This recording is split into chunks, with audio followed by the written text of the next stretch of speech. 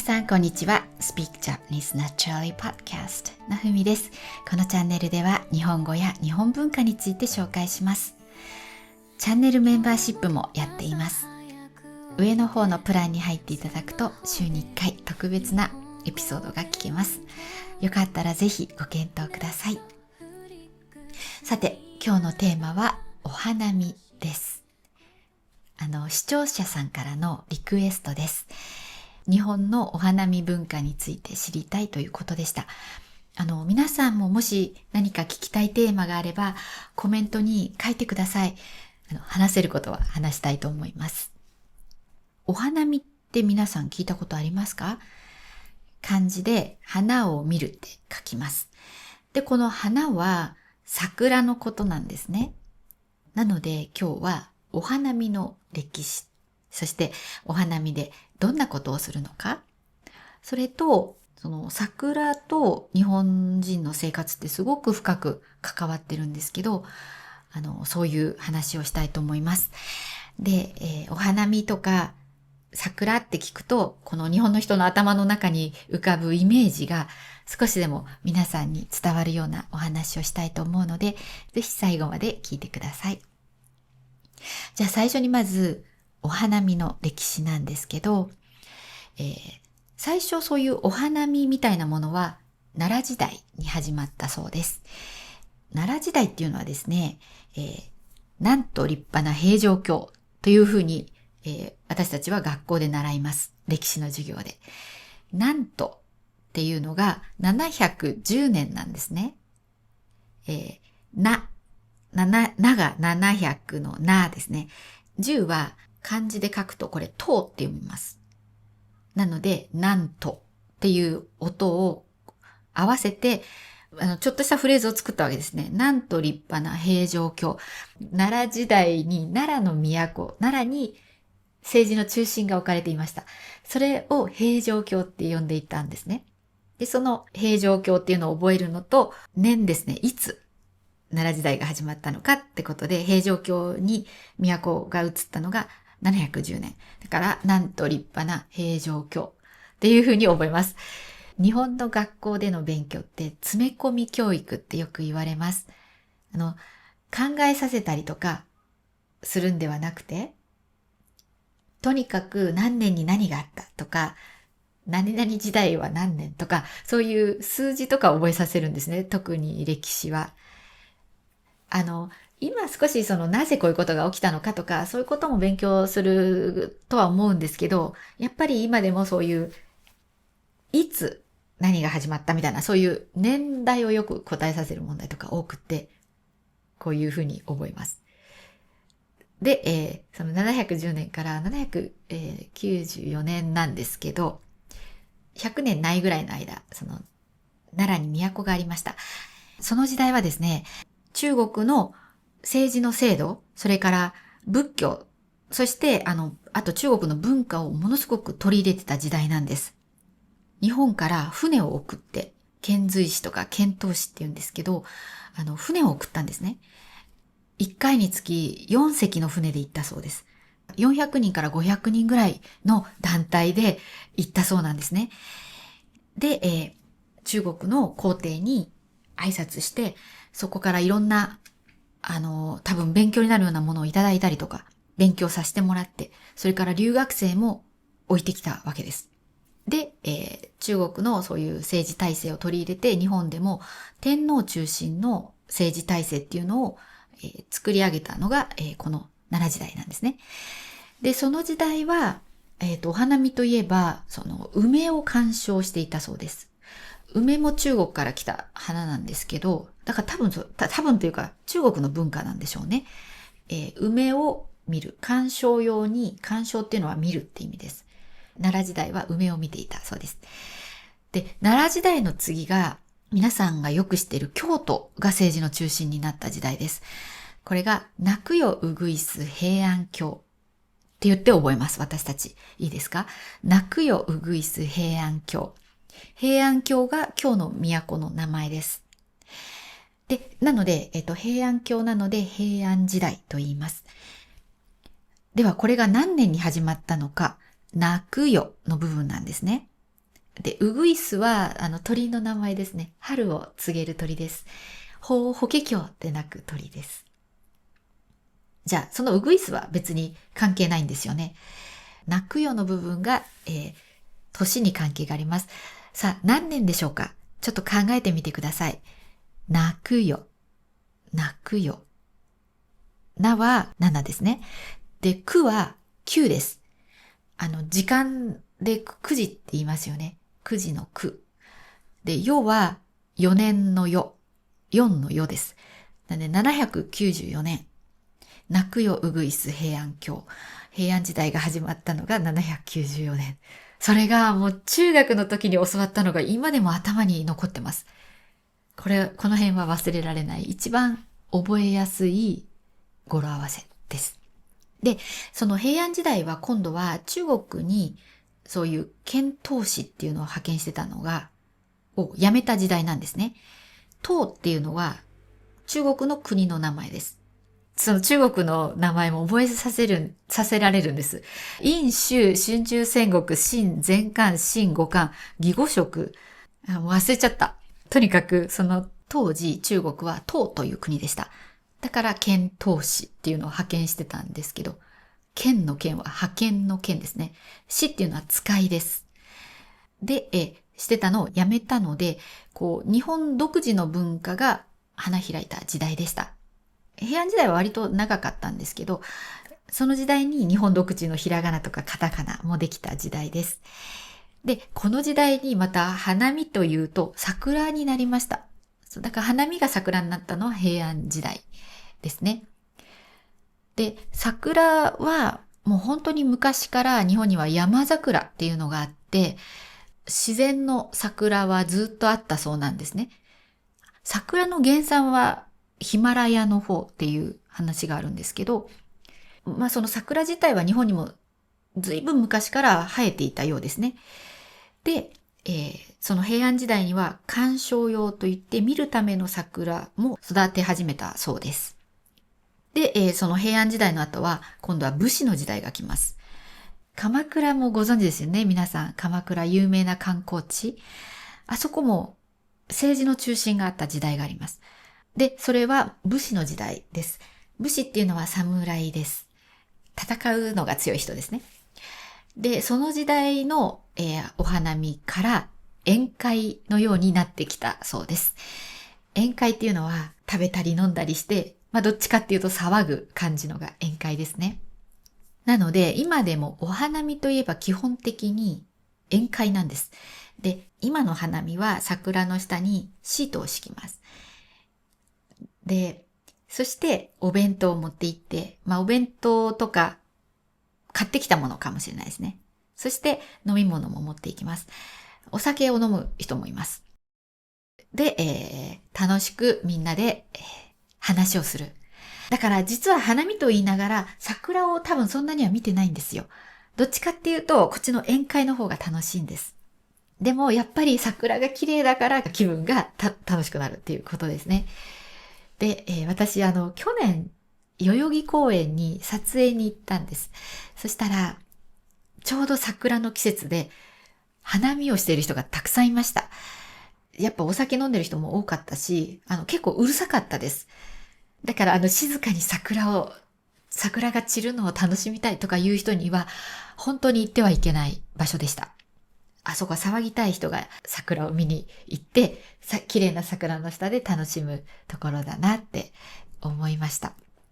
なんですけどね、娘に聞いたら最近はおしゃれな花見をやる人たちもいるそうです。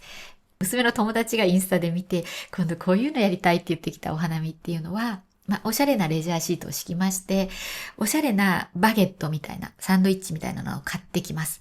そしておしゃれな飲み物を飲むっていうお花見ですね。だから、宴会をするとは限りません。そうやって静かに素敵なティーパーティーみたいに楽しむこともできますし、あとは、こっちの方だと宴会っていうより本当に家族がよく来てます。日曜日の公園とかに行くと家族がシートを敷いてお弁当を持ってきてて、桜の下で楽しそうに食べてます。で、あと土日とかだと大きい公園だと、フードトラックみたいのが来たりして、その場で何か食べ物を買えたりもします。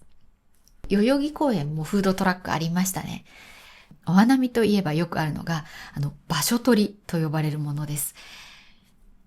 例えばお花見を一番いい昼にやりたいと思ったら、いい場所を取るために、先に場所取りに行かされる人がいます。で、会社とかだと、だいたい新入社員とかが行かされます。で、だいたいブルーシートなんですね。大きいシートだとブルーなんですよ。なんでブルーシートって言うんですけど、よくブルーシートを敷いて、朝早い時間から一人とか二人でポツンっている人たちは場所取りをしています。そう。で、昨日私、実は撮影に行ったんです。あるお寺の桜がすごく綺麗で、私、3年前ぐらいから毎年行ってるんですけど、そこを撮影しに行ったら、駐車場にシート敷いて食べてたんで、面白かったです。まあそういうのもありかなって思いました。でももしかしたらそのお寺の関係者というか、お寺に関係する人だったのかもしれません。さすがに何も関係ない人間が、お寺の敷地でシート敷いてちゃ悪いなって気がするので、公園とかは、基本的には大丈夫。その立ち入り禁止の芝生とかがあったら、もちろんそこはダメなんですけど、大丈夫そうなところ、誰でも芝生に入れる場所は、シート敷いて大丈夫です。そう、だから皆さんもぜひ、お花見機会があったらやってみてください。そうですね。人気のある東京の大きな公園とかはもういっぱいで無理かもしれないんですけど、例えばうちの近くなんて誰も花見してない勢いです。まあでも土日はね、多分います。子供連れの人たちが。でも平日に行くと本当にあんまりいないですね。あとですね、私花粉症なんでもうね、花見はできないんじゃないかと思います。そう、今年初めて花粉症メガネっていうのを買いました。ただ今日ちょっとやっぱ鼻が詰まってるのは、これ昨日、その撮影で外出たからかなってちょっと思ってるんです。ちょっとわからないんですけど、今日は朝起きた時から鼻がこんな感じだったんですよ。だからもう桜の下でご飯なんか食べたり飲んだりした日には、花粉が大量に体内に入ることになるので、もう多分ね、残念ですけど、私に花見はできないと思います。まあでも、今回結構いろんなところ撮影に行って桜を楽しめたので、まあいいかなっていう気がします。では、ここからは桜という花の持つ印象についてお話ししたいと思います。桜って聞くと、まず儚いという言葉が思い浮かぶぐらい、桜って満開になった後、あっという間に散ってしまうんです。満開の一番綺麗な時期っていうのが、すごく短いんですね。ただ桜はとっても大事なので、もうニュースでやります。今桜はどこの地域で桜が咲き始めましたとか、天気予報の時だと思うんですけど、必ず桜のニュースが入ってきます、この時期は。ニュースになるぐらい、やっぱりみんな桜はいつ咲くっていうのを気にしてるんですね。だから例えば桜を見に日本に行きたいと思って予約を取っても、結構年によって、変動します。だから一番綺麗なのって本当に1日か2日なんですね。そこはもう住んでても、あれなんかちょっともう盛りすぎちゃったかななんてなることがよくあります。それぐらい桜って短いので、印象としては儚いという印象がすごくあります。もうあっという間に終わってしまう儚さが桜にはある。あと、桜って聞くと別れっていう印象もあります。それは、やっぱり卒業式とリンクするからだと思います。3月は日本では卒業の時期です。卒業式があるのが3月。その頃桜が咲くんですね。で、あと入学式にも咲いていることもあるんです。その時期がずれるんで、入学式に咲いていることもあるんですけど、入学式も結局新しい門出なんですけど、門出っていうのは角を出るって書いて出発って意味です。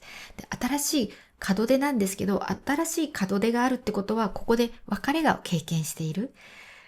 なので、ちょっと悲しい気持ちを持ちつつ、新しい気持ちでワクワク頑張るぞっていう感じがします。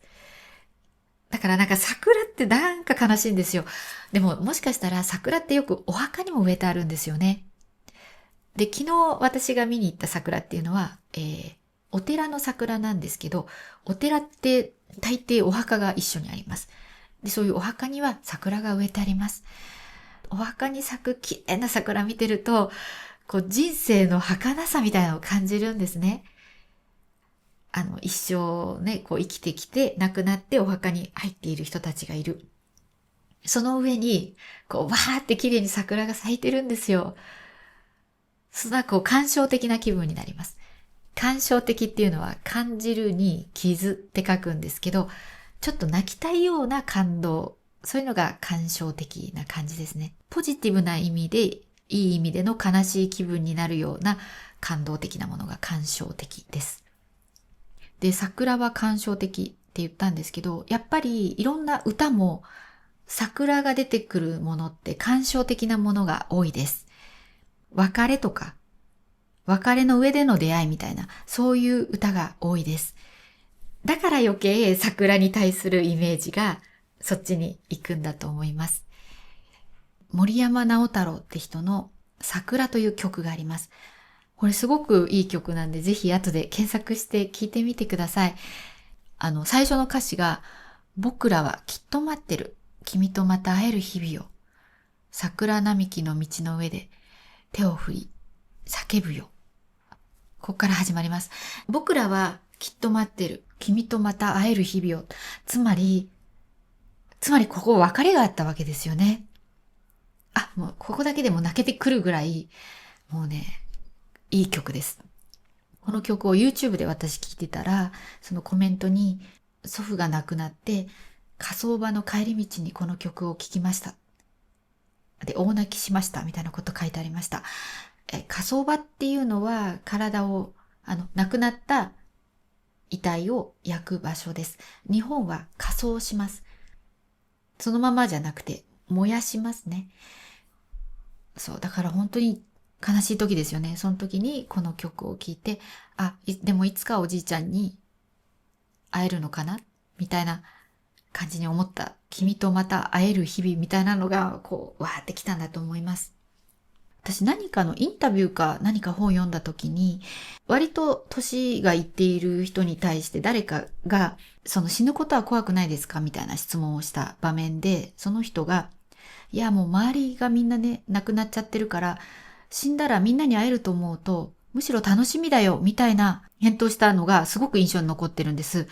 それ何だったか覚えてなくて、本当にインタビューだったのか、本だったのかもしれません。でもなんか本当に、なるほどって思ったんです。で、実際死後の世界がどうなってるかわからないから、本当に会えるとはわからないけど、でもやっぱりもうすでに亡くなっている人がいる。例えば自分の大事な人たちが死を経験してれば、私もその仲間になるんだなっていうふうに思えるわけですよね。で、その考え方いいなって思いました。なんでしょうね、桜について話すとやっぱりなんかちょっとこういう悲しい話に、悲しいっていうかちょっと感傷的な感じになっちゃいます。はい。では最後にメンバーシップに入ってくださっている方のお名前を言います。名前の読み方が間違っていたら教えてください。デブさん、アルビレオさん、デルタさん、デードさん、キム・ヨンマンさん、ベンジャミンさん、コウ・エイケイさん、ミヌアイ・シルメさん、チチさん、ジム・ハバートさん、ジュン・チャンジョンさん、ジョアンナ・ピー・アビーさん、ウンメシュ・ガーテさん、ナグワ・アブデル・モッタレブさん、アップルパイさん、ガール・アブロードさん、パク・キヨクさん、チャンドルさん、オホ・ウェンハオさん、BB ガンメイク・ピースさん、チャールトン・ローさん、グエントゥアン・アインさん、ジョ・ミンジェさん、チャン・ジテさん、キム・カンソクさん、コーダー XYL さん、フー・カイジュンさん、ジュールド・オーデさん、キャサリン・岡本さん、ゴー・スーシェンさん、アン・リリさん、ジョン・リンさん、レイラ・ダラスさん、BC ユンさん、ハン・インスさん、イ・ギルジンさん、フランキー・ユンさん、イン・ヨインさん、ミズ・リンさん、チョウ・インチューさん、ミンジさん、クリスティーナ・ケイさん、リョウ・スイエさん、ホア・グエンさん、プラシャント・シンさん、ココナムさん、ミヤビック1299さん、ビッグガスさん、メンバーシップに入ってくださって本当にありがとうございます。感謝しております。チャンネル運営が安定するので、とってもありがたいです。まだ入っていない皆さんも、もしよかったらぜひご検討ください。では今日も最後まで聞いてくれてありがとうございました。皆さんいい1週間をお過ごしください。